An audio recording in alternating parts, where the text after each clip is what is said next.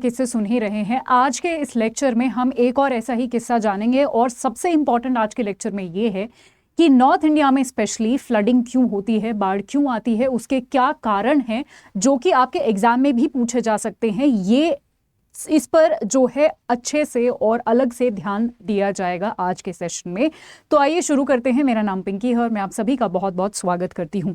जैसा कि आप यहाँ पर देख सकते हैं, इसके हम कारण और साथ ही साथ क्या कुछ सॉल्यूशंस हो सकते हैं ये भी जानेंगे। यमुना का जो पानी है उसने ताजमहल की दीवारों को टच कर दिया है और वो टू से वो इतना बढ़ गया है, इतनी ज़्यादा जो है यमुना ओवरफ्लो हो रही है कि वो ताजमहल के दीवारों तक आ गया है। और ऐसा पिछले 45 सालों में पहली बार हुआ है। इससे पहले जो ऐसा हुआ था वो 1978 के टाइम पे हुआ था और उसके बाद और उसके बाद जो है अब ऐसा नज़ारा देखने को मिला है, जब सिर्फ यूपी में ही नहीं बल्कि बहुत अलग अलग स्टेट्स में, जैसे दिल्ली का भी आपने एग्जाम्पल सुना होगा, उत्तराखंड का भी आपने एग्जाम्पल सुना होगा, सारी ही जगह इस तरीके की फ्लडिंग जो है देखी जा रही है।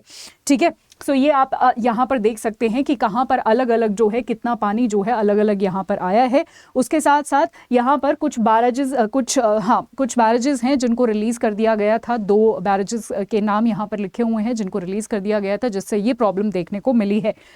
चलिए अब आते हैं अपने आज के सबसे इंपॉर्टेंट पार्ट पर कि रीजंस क्या हैं। आखिर ये जो बाढ़ हम देख रहे हैं, चाहे यूपी हुआ, चाहे दिल्ली हुआ, चाहे उत्तराखंड हुआ, स्पेशली जो हमारा मेजर नॉर्थ इंडिया है, उसमें क्यों ये होते हैं और इनके क्या सॉल्यूशंस हैं। सबसे पहला reason encroachment of the flood plains. आप सभी को पता है कि आजकल जो पहले जहाँ शायद नदियाँ होती थी, पहले जहाँ शायद छोटी मोटी लेक्स होती थी, वहाँ पर घर बना दिए गए हैं, कंस्ट्रक्शंस कर दिए गए हैं। और बहुत सारे ऐसे एरियाज़ हैं, जैसे यमुना ही अगर आपने देखा होगा, यमुना के ऐसे एरियाज़ हैं जिसके आसपास जो है झुग्गियाँ हो गई हैं, अब स्लम्स को बना दिया गया है।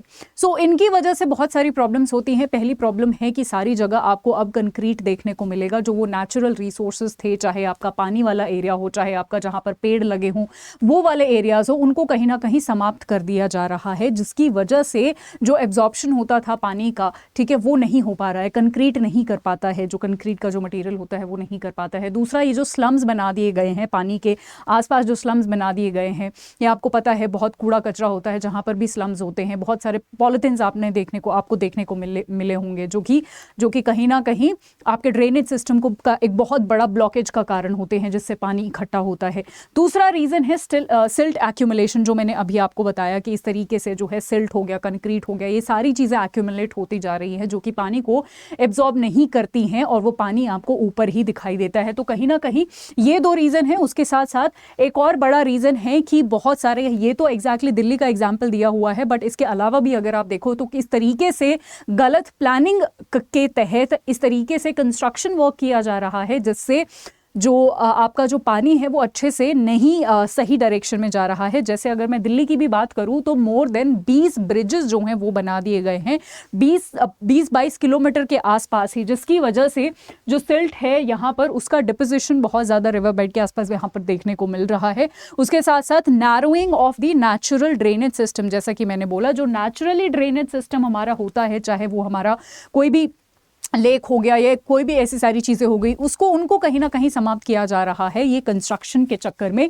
और कहीं ना कहीं ये डेफिनेटली अनकंट्रोल्ड अर्बनाइजेशन की वजह से है कि इतने सारे इतना ज़्यादा अर्बनाइजेशन हो रहा है, घर बन रहे हैं, है ना। और उसके साथ साथ एनक्रोचमेंट हो रहा है ड्रेनेज चैनल्स का, यानी वहाँ पर घर, वहाँ पर ये झुग्गियाँ और ये सारी चीज़ें बनाई जा रही हैं। और डेफिनेटली क्लाइमेट चेंज तो है ही एक बड़ा रीज़न, जिसका भी जिम्मेदारी कहीं ना कहीं हमें ही लेनी चाहिए, क्योंकि हमारी वजह से ही क्लाइमेट चेंज है, जिसकी वजह से ग्लेशियर्स पिघल रहे हैं। और डेफिनेटली बारिश भी हमें ज़्यादा, मतलब एक्सट्रीम्स हम देख रहे हैं। अगर गर्मी पड़ रही है तो एक्सट्रीम पड़ रही है, ठंड पड़ रही है तो एक्सट्रीम पड़ रही है, बारिश हो रही है तो एक्सट्रीम हो रही है। तो क्लाइमेट चेंज भी एक कहीं ना कहीं इसके पीछे प्रॉब्लम है, जो कि अगेन वो हमारी वजह से है। और प्लानिंग मेजर्स जो हैं वो प्रॉपरली नहीं लिए जा रहे हैं, स्पेशली अर्बनाइजेशन में। तो और ओवरऑल अगर मैं यहाँ पर आपको कवर करना चाहूँ तो मैंने यहाँ पर भी कुछ पॉइंट्स लिखे हैं जो मैं यहाँ पर बताना चाहती हूँ। तो सबसे पहले एक नेग्लिजेंस भी एक प्रॉब्लम है जिसकी वजह से, नेग्लिजेंस क्यों, क्योंकि देखो बारिश हर बार होती है और हमें पता है बारिश के मौसम में दिक्कतें होती हैं, बाढ़ आएगी, ट्रैफिक जाम लगेगा, सड़कों पे पानी घूमेगा। और हिमाचल में तो आपने देखा ही होगा कि किस तरीके से जो है घर भी टूट गए और बहुत सारे लोगों की जान भी चली गई।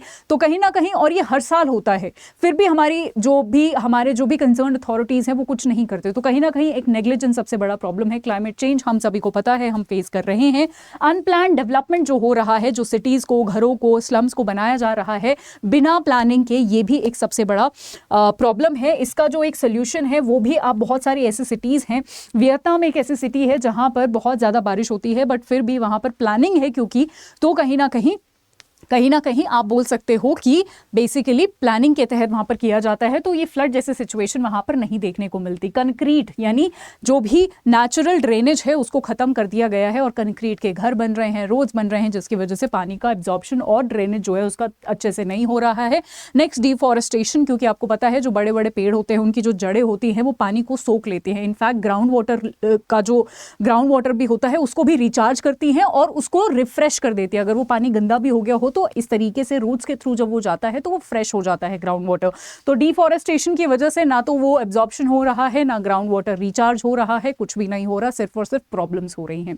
तो आई होप आपको पूरा एक एनालिसिस आपको अच्छे से मिल गया होगा। अगर आपके एग्जाम में भी आता है तो आप ये पॉइंट्स डेफिनेटली आपके अपने एग्जाम में कोट कर आ सकते हैं कि क्या जो है यहाँ पर फ्लडिंग के रीजंस हैं। आज के लिए इतना ही। आई होप आपको सेशन पसंद आया हो। अगर आपको कोई भी डाउट रह गया हो तो पिंकी करंट अफेयर्स 24/7 ये मेरा टेलीग्राम चैनल है। और अगर आपको 2023 में ही अपना सिलेक्शन इंश्योर करना है तो आपके पास बहुत सारी बेहतरीन अपॉर्चुनिटीज हैं, जैसे आरबीआई ग्रेड बी का फेज 2, बैंक महापैक प्लस में आपको बहुत सारे बैंक से रिलेटेड कोर्सेज मिलेंगे, बैंक से रिलेटेड एग्जाम जैसे आईबीपीएस के सारे exams, SBI, RBI, SEBI, SIDBI, NABARD, SO के सारे एग्जाम्स। रेगुलेटरी महापैक में आपको नाबार्ड मिलेगा, सेबी मिलेगा, जितने भी रेगुलेटरी के एग्जाम्स हैं। अगर आप Y674 कोड यूज करते हो किसी भी कोर्स में एनरोल करने के लिए तो आपको 78% डिस्काउंट मिलेगा। और हाँ, नाबार्ड का भी नोटिफिकेशन का आप वेट मत करिए, क्योंकि नोटिफिकेशन किसी भी टाइम आ जाएगा। Make sure you enrol it, limited seats है। अगेन, जब आप Y674 कोड यूज़ करेंगे तो 78% आपको डिस्काउंट मिलेगा। मैं आपको सजेस्ट करूंगी कि नाबार्ड के लिए आप रेगुलेटरी महापैक ले सकते हैं, क्योंकि यहाँ पर नाबार्ड के साथ साथ और भी सारे कोर्सेज आएंगे जहाँ पर सारे फेजेस की तैयारी करवाई जाएगी और आपको जो है सारी लाइव रिकॉर्डेड PDF सब कुछ अवेलेबल करवाया जाएगा। आज के लिए इतना ही। सेशन जैसा भी लगा हो मुझे कमेंट सेक्शन में ज़रूर बताइएगा। Thank you so much. Have a wonderful time ahead. Bye bye.